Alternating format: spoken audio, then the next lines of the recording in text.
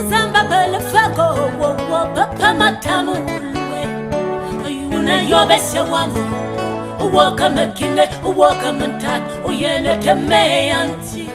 prend des nouvelles du groupe d'entraide Les Yeux du Cœur du Canada. Je suis avec Pascal Thibault. Bonjour. Bonjour Frédéric, ça va bien? Ça va bien, toi? Oui, très bien, merci. C'est quoi les nouvelles, justement, des Yeux du Cœur du Canada? Écoute, c'est sûr et certain que lors de mon dernier passage, on avait parlé justement de la campagne de financement pour la vente de calendriers. Écoute, là, ça a été c'est vraiment, là, émotivement parlant, très mouvementé. OK. J'ai dû appeler au département en premier lieu, j'ai parlé au responsable des communications de la police de Ville-Saguenay, M. Bruno Cormier. OK. Pourquoi?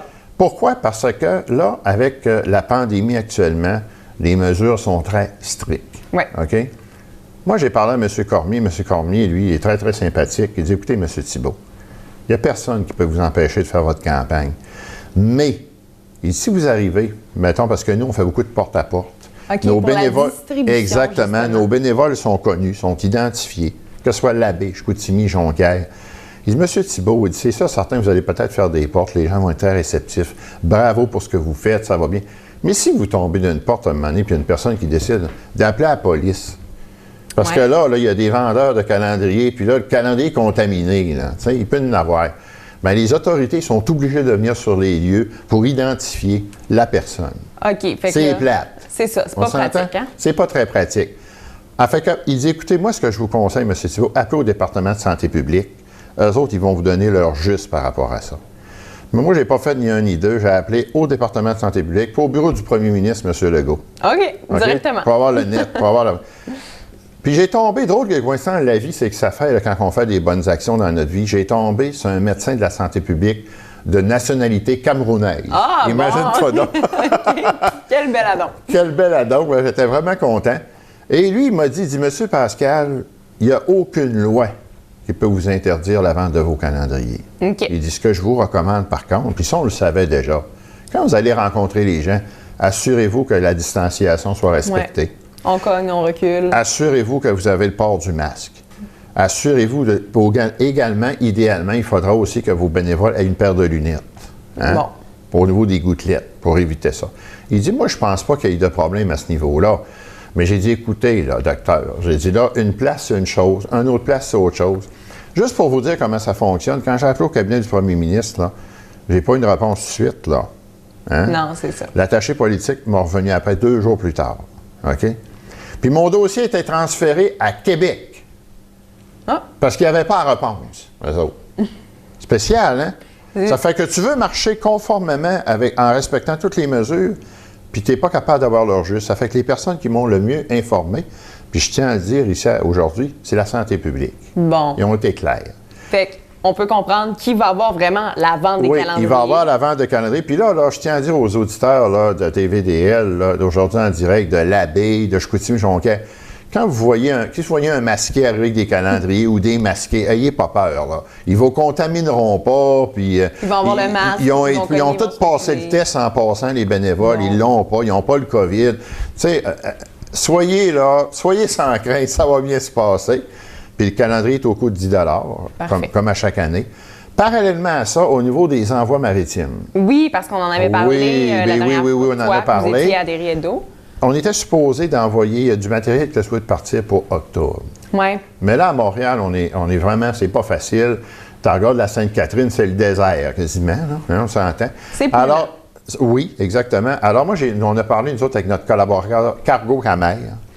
Lui, là, ça va aller au début novembre que le matériel va partir. Le matériel qui devait partir en octobre va partir en novembre. Sauf que nous autres, ça fait notre affaire.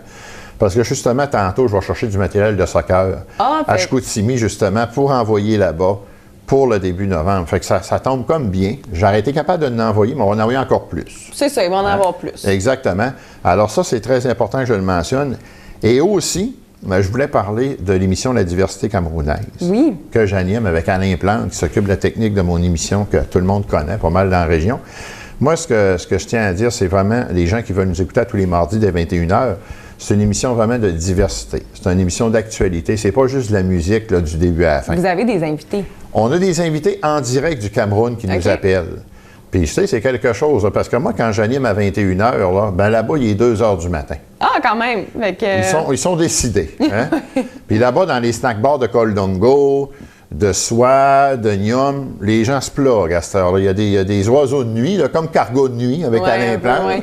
Mais moi, ce que j'aime beaucoup, c'est qu'on nous appelle et les informateurs, les informations qui nous sortent, c'est des informations fraîches. Que ce soit sur le climat politique.